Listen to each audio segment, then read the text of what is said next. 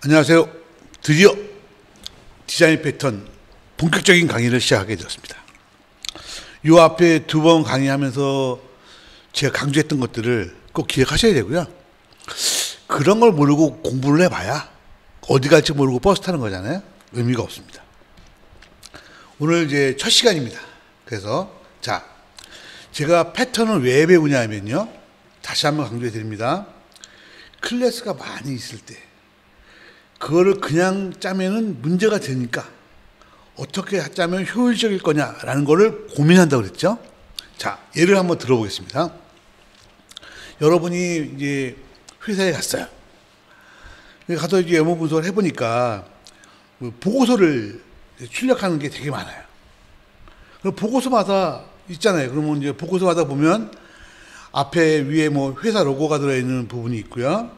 밑에 뭐 저작권 있고 뭐 복사하지 말라고 하는 부분이 있고요. 가운데 내용을 찍는 부분 같은 게 이렇게 구성이 된다고 업무 분석이 된 거죠. 그래서 여러분 보세요. 그래서 그걸 갖다 여러분이 이거는 연관성이 있는 거다. 그러니까 위에 찍는 거 내용, 밑에 찍는 건 연관성이 있다. 이걸 세 개를 하나로 모으자. 이래가지고 그거를 예를 들면 배너라고 하는 클래스를 하나 만들었어요. 여기까지는 잘한 거예요. 그래서 배너에 보면 뭐 생성자도 있고요. 그다음에 요거는 많은 이렇게 되어 있지만 뭐 보고서의 윗부분을 찍는 거라고 보시면 되고요. 그리고 회사 로고 찍고 뭐 그런 거 있죠. 요거는 이제 이건 우리로 보면 그 보고서의 밑에 부분을 찍는 거라고 보시면 돼요. 요거는 이제 여기는 간단하게 해놨지만 뭐 DB를 조회해 가지고 데이터 갖고 오는 거라고 보시면 되겠어요. 그래서 요걸 이렇게 묶었어요. 그러면 요것이 이렇게 묶어놨어요. 괜찮죠? 그러니까 보고서를 찍는데, 위에, 밑에 본체를 찍는 거예요. 하나를 묶었죠. 그렇죠? 여러분 잘 가셔야 돼요. 그래서 이제 그러면 요게 보고서를 요걸 만들어 놨어요. 요거 우리가 이제 IT 프레임워크라고 하죠. 이렇게 만들어 놨어요. 그러면 이제 뒤에 온 사람들은 어떻게 하죠? 뒤에 온 이제 개발자들이죠. 프레임워크가 아니고. 그러면 이제 보고서를 찍으려면 어떻게 해요? 보세요. 이렇게 선언하죠. 그 다음에 뭐 초기화 넣고요. 그 다음에 어떻게 돼요? 대가리 찍고요. 밑에 찍고요. 그 다음에 몸통을 찍죠. 여기가 만약에 뭐 지금 이렇게 간단하게 되어 있지만 뭐 파라미터를 준다 그러면 뭐 예를 들면 뭐 실내투분 같은 걸 넣어준다 그러면 그걸 조회해서 갖고 올 수도 있겠죠. 그럼 이렇게 짰어요. 그럼 잘 보세요. 요거는 보고서 같은 거 찍을 때 보면 표준적인 거 아니겠어요? 위에 찍고 밑에 찍고 범통 찍고 이런 표준적인 클래스가 있는데 이 클래스를 사용하는 이런 업무용 프로그램이 있는 거죠. 지금 제가 말하는 걸 잘 기억하셔야 돼요. 그러니까 이 업무용 프로그램은요, 이거를 배너를 활용하는 거예요. 전제는 뭐냐? 이런 배너를 활용해서 레포트를 찍는 이런 프로그램은요, 종류가 되게 많다는 거예요. 그러니까 그 가지수가 많은 거예요. 회사에 가면 보통 보고서라고 그러면 뭐 부서별로도 쭉 있고, 그러니까 보통 몇백 개 되죠. 그 몇백 개 되는 프로그램들을 다 짤 때, 그 모든 사람들이 다 요걸로 회사 로고 찍을 거 아니에요? 저작권 로고 찍을 거 아니에요? 내용은 이제 요거 줘가지고 찍으면 되는 거니까. 요걸 쓴다고 가정해 보세요. 그럼 어떻게 되는 거죠? 잘 보세요. 그러면 이 배너라는 클래스는 이 회사에서 업무 분석을, 그 객체지향 분석 설계를 하면서 이게 위에 찍는 거, 밑에 찍는 거, 바닥 찍는 것이 서로 연관이 있다고 생각해서 이거를 하나 묶어서 클래스로 선언을 했어요. 그 상태에서 이걸 갖다 쓰는 거죠. 우리 요거를 프레임워크라고 하고요. 그거를 이용한 프레임워크 기반의 프로그램이라고 합니다. 그런데 잘 보세요. 그러면 회사에서 보고서가 100개쯤 있다. 그럼 어떻게 돼요? 그 100개에 되는 프로그램들을 어플리케이션, 우리가 이제 프로젝트 시작하면 프레임워크를 원래 요즘은 그렇지만 실제로 어떻게 해야 되냐면 프로젝트 시작하면 프레임워크, 배너 같은 걸 업무 분석해서 객체지향 분석 설계를 통해서 만든 객체지향 분석 설계를 통해서 이 배너 같은 걸 뽑아내서 이렇게 클래스를 만드는 과정, 이걸 IT 프레임워크 만드는 과정이라 여기에 6개월 프로젝트면 3개월을 합니다. 그리고 3개월 끝나고 나면 한 4, 5개월, 두 달 정도는 이제 요거를 이용한 실제 업무, 보고서를 짜는 업무들을 한 응용 프로그램 개발자들이 와서 짜게 되는 거죠. 그렇게 되면 어떤 놈이 와서 짜도 모양이 똑같게 짜잖아요. 그죠? 뭐만 다르죠? 요거 주는 거, 자료 꼴 때 실레트문 주는 거, 요거만 다르겠죠. 이해하시죠? 근데 이렇게 짰어요. 잘 돌아가죠. 그리고 어떻게 돼요? 이거는 하나 있고 이런 걸 짜는 프로그램이 100개 있는 거죠. 근데 이건 이렇게 짜서 좋다 라고 하시면요, 객체지향 요즘 말하는 객체지향 프로그래밍에 이제 뭐랄까 상중 하르봉 하급이라고 보시면 돼요. 무슨 문제가 발생할 수 있는지 보여드릴게요. 자, 말씀을 드렸죠. 객체지향 환경은요 계속 바뀌는 거예요. 그리고 오랫동안 쓰는 거예요. 그러니까 이 배너라는 게 오랫동안 있으면서 계속 바뀐다는 거죠. 예를 들면 회사 로고가 바뀔 수도 있고요. 저작권에 보면 글도 바뀔 수가 있고요. 데이터를 끌고 올 때 포맷도 달라질 수가 있고 여러 가지 달라질 수가 있는, 계속 바뀔 수가 있는 거예요. 바뀐다는 게 전제가 되는 거예요. 자, 그러면 봅시다. 이 배너에서 만약에 바뀌었어요. 예를 들면 쇼 위드 파람스 여기 뒤에 S가 붙었다고 가정해봐요. 뭐 이거는 바뀔 수 있죠. 뭐 복고 주는 것도 어떻게 하다 보면 이것도 바뀔 수 있는 거죠. 바뀌었어요. 그럼 어떻게 돼요? 이거를 사용하는 이 100개의 프로그램은 어떻게 돼요? 다 어떻게 돼요? 여기를 쇼 위드 파람스라고 다 바꿔줘야 돼요. 지금 느낌이 오시나요? 자, 보세요. 처음에 업무 분석을 해서 배너라는 클래스가 연관 있는 걸 뽑아서 만들었어요. 그리고 이게 잘 만들었어요. 그래가지고 보고서를 쓰는 모든 어플리케이션 개발자는 다 이 배너스를 갖고 와가지고는 대가를 찍고 밑에 찍고 바지에 찍고 했다니까요. 그런데 쓰다 보니, 자, 여기까지는 문제가 없는데 쓰다 보니 무슨 문제가 발생해요? 이 배너가 바뀌는 거예요. 예를 들면 에스털스 아니면 요 이름이 자체가 바뀌거나 5만 건째 다 바뀔 수 있죠. 당연히 바뀝니다. 왜? 객체지향 자체의 전제가 원래 뭐예요? 바뀌는 거예요. 계속 수정되는 거예요. 그래서 그렇게 되면 어떻게 돼요? 이게 하나 바뀌면 이 100개가 바뀌어야 되는데 더 짜증나는 건 뭐냐면 이거를 배너를 쓰는 프로그램이 어떤 놈들이 이 배너를 쓰는지 잘 몰라요.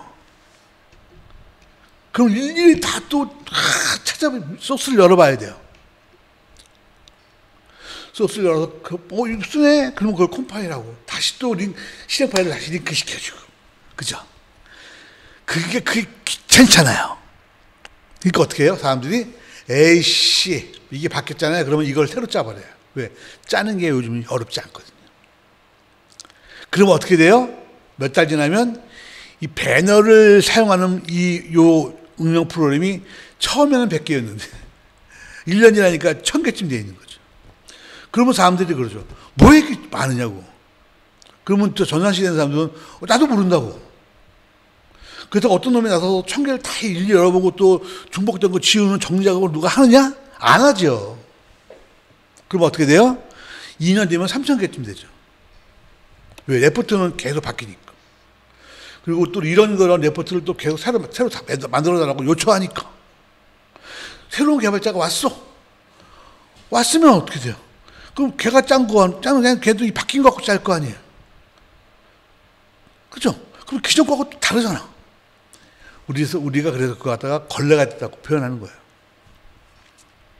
자, 지금 패턴이 뭔지를 알기 전에 지금 여러분께 제가 뭘 설명하는지 알으셔야 돼요. 그러니까 객체지향 프로그램이 가지는 특징 때문에 그래요.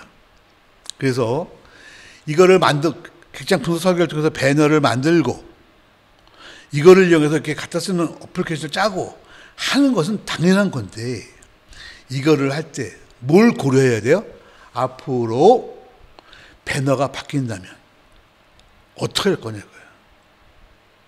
그거를 바뀔 가능성이 있는지를 조사해서 바뀔 수 있거나 이것이 더 추가될 수 있거나 뭐런 가능성이 있다면 어떻게 해야 돼요? 이거에 대한 대책을 세워야죠. 그게 뭐예요? 디자인 패턴이 여러분께 가르쳐주고자 하는 거예요. 그러니까 디자인 패턴은 클래스를 어떻게 만들어라, 뭐 이런 것들은 디자인 패턴에 들어가는 게 아니에요. 그건 이미 그 전에 나와 설명한 거예요. 이해했죠? 여러분, 이거를 알아야 돼요. 아, 이렇게 필요한구나. 그래서 디자인 패턴 중에서 어댑터 패턴이라는 이름을 붙인 놈이 있는데, 이건 어떻게 짜라는 얘기냐면요, 그 고수분들이 우리한테 가르쳐 주시는 거예요. 어떻게 짜는 거냐면요, 메인과 배너를 이렇게 바로 붙이지 말고 메인과 배너 사이에다가 이렇게 버퍼링을 두자는 거. 어댑팅하는 계층을 하나 두라는 거예요. 뭐 프로는 돌아가는 건 똑같은데 짜는 방법이에요. 이걸 메인에서 배너를 바로 부르지 않고 메인에서 이거를 통해서 배너를 부르게 하라는 거예요. 그렇게 하면 굉장히 좋다라는 거예요. 뭐가 좋은지를 설명을 드리겠습니다. 자, 보겠습니다. 자, 잘 보세요. 자, 먼저 앞에서 보면 여기서 보시면 프린트라는 게 있고 프린트 배너라는 게 있었죠? 요 부분을 어떻게 되는지 한번 보여드릴게요.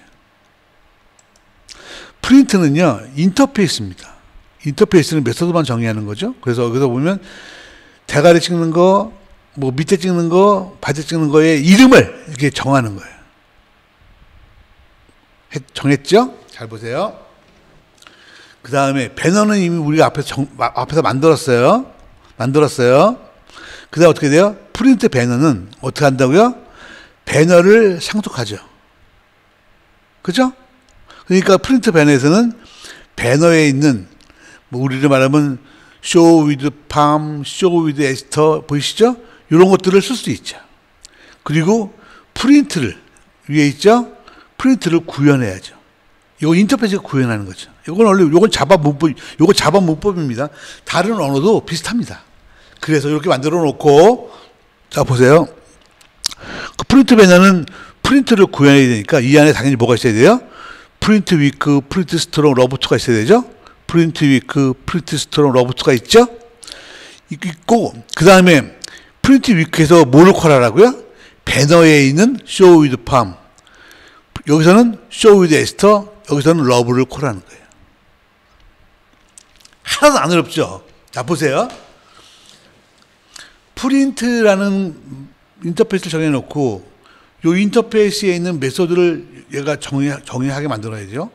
정의하면서 얘가 실제 여기서는 뭐를 콜해요? 우리가 원하는 배너에 있는 거를 콜하는 거죠. 기똥차죠. 자, 이렇게 만들어 놓으면 이제 어플리케이션을 짜는 사람들은 어떻게 한다고요? 자, 프린트를 콜해서 프린트 배너를 갖다가 만들어요. 보이시죠? 그 다음에 프린트 배너에서 프린트 위크를 콜하는 거죠. 그 프린트 위크를 콜하면 어떻게 되죠? 얘가 show with palm이라는 걸 콜하게 되죠.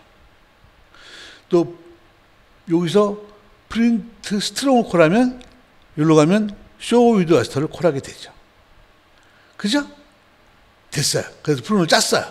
이렇게 해서 막 짜놓고 나면 다음에 자 봅시다. 뭐 이거는 뭐 어차피 하는 일이 없으니까 바뀔 게 없죠. 이제 배너가 바뀌는 거죠. 배너가 이름이 바뀌어요. show with palms라고 바뀌었어, 이름이. 그럼 어떻게 돼요? 뭐만 바뀌면 되죠? 이건 안 바뀌죠? 요것만 바뀌면 돼요. 자, 그러면 기존에 배너 그 레포트를 찍는 100개의 프로그램인 요거는 바뀌나 안 바뀌나요? 안 바뀌죠. 결국 잘 보세요. 이거를 중간에 어댑터라고 하는 프린터하고 프린터 배너라는 거를 딱 놓음으로써 배너가 바뀌었을 때 이게 우리가 말하는 메인 일반 어플리케이션에 영향을 미치지 않는다는 거예요. 그 말은 그거를 배너가 바뀌니까 어떤 놈이 배너를 쓰느냐고 내가 일일이 찾아가서 소스를 보고 찾아가지 않아도 되는 거예요. 아주 기똥차지 않나요? 이런 기법을 어떻게 생각해냈을까요? 이 에릭 감마나 헤름 아저씨 같은 분들은 원래 유명한 분들이긴 하죠. 뭐 존경하는 분들이긴 한데 참 머리 좋은 분들이에요. 기똥차죠. 여러분 좀 이해가 되시나요? 지금 여러분이 아셔야 될 건 뭐냐면, 자, 메인과 이 배너라는 클래스는 여러 보고서 프로그램에서 다 같이 쓰는 공유하는 클래스예요. 그 제가 쓰는 용어로 저는 이거를 중요한 클래스라고 표현을 합니다. 그러니까 이 중요한 클래스는요, 이 다양한 응용 어플리케이션이랑 직접 붙으면 안 돼요. 그러면 무슨 일이 벌어지냐면 이게 바뀌었을 때 이게 다 바뀐다. 이 100개가 다 바뀌어야 된다는 얘기잖아요. 그렇게 짜면 안 된다는 거예요. 그러니까 이렇게 짜면은요, 이건 객체장 프로그램이 아니라는 거예요. 어떻게 짜야 된다고요? 메인은 100개가 있고요. 배너도 있어요. 그 사이에 뭘 넣어야 돼요? 이걸 넣어주라는 거죠. 이렇게. 그렇게 되면 이쪽이 바뀌었을 때 요거에 바뀐 거는 여기다만 반영이 되면 되죠. 이쪽은 100개는 어떻게 돼요? 우리가 일일이 찾아서 수정할 필요가 없다는 거죠. 지금 너무 중요한 얘기를 제가 여러분께 드리는 거예요. 그러니까 메인에서 배너를, 이것도 클래스고 이것도 클래스예요. 클래스에서 클래스를 콜한다고 객체장 프로그램이 아니라는 거예요. 그거 이해하시겠어요?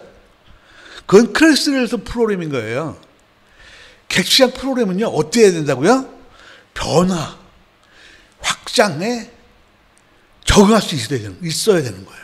어떻게? 이것처럼. 이게 바뀌어도 이 100개는 안 바뀐다니까요. 왜? 이걸 이렇게 해서 이렇게 안 짜고 이렇게 짜줬기 때문에. 그래서 우리는 요거를 뭐라 그래요? 객체지향 프로그램이라고 얘기하는 거예요. 그래서 제가 지난 시간에 말했죠. 클래스를 이용하는 거는 객체지향 프로그램이 아니라고. 클래스를 하는 거는, 클래스는 객체지향을 짜는 데 쓰는 도구일 뿐이고요. 객체지향 프로그램은 어떤 게 객체지향 프로그램이에요? 이쪽이 아니고요. 요렇게 짜는 거를 객체지향 프로그램이라고 하는 거고요. 이걸 이렇게 짜는 요령들이 20개가 있어요. 그거를 여러분이 익히시고 나면요, 여러분들은 정말 멋진 개발자가 되는 거예요. 그러니까 일반 시중에 나와 있는 디자인 피트 책들을 보게 되면 그냥 요령만 갖춰주고 말아요. 그거는 나무만 본 거예요. 숲을 못 본 거예요. 지금 객체지향 프로그램이라는 것은 이렇게 짜야 한다라는 것을 지금 가르쳐주고 있는 거예요. 이게 물론 어댑터피트라는 이름을 붙여놓긴 했지만, 이름을 붙이지 않더라도 여기 보이는 것처럼 메인과 배너가 붙어있는 것은 객체지향 프로그램이 아니라는 걸 여러분이 꼭 기억하셔야 합니다. 지금 현재 업계에서 짜는 프로그램을 보면 대충 이렇게 짭니다. 왜? 프레임워크 개념이 없어. 이거 제가 말씀드리고 싶은 거냐면, 이렇게 클래스를 식별하고 난 다음에는요, 이 클래스가 어떤 특징을 가지는지 파악해서 이거는 또 패턴을 정해서 이렇게 만들어야 돼라고 해서 여기까지 만들어 줘야 됩니다. 이렇게. 그 상태에서 일반 개발자가 들어와서 업무용 프로그램을 개발해야 그게 제대로 되는 객체지향 개발 환경, 객체지향 프로젝트, 그렇게 얘기할 수 있는 겁니다. 그러니까 여기서부터 프린터, 배너 이만큼 우리가 뭐라고 하냐면 IT 프레임워크라고 합니다. 물론 그 중에 하나죠. 앞으로 여러분이 제가 계속 가르쳐 드릴 겁니다. 하나하나를 들을 때마다 여러분 깜짝 놀라실 거고요. 여러분이 일반 책에서 보고 있던 그런 것들은 지식은 맞아요. 근데 이해하는 방향이 틀렸기 때문에 제가 이 동영상을 만드는 거고요. 여러분이 오늘 제가 이렇게 설명을 이게 막 튀기게 하고 있는 거죠. 오늘 설명 끝난 거 아닙니다. 시간이 돼서 여기까지 끝나고요. 다음 시간에 이어서 굉장히 중요한 설명을 이어가도록 하겠습니다. 예, 수고하셨습니다.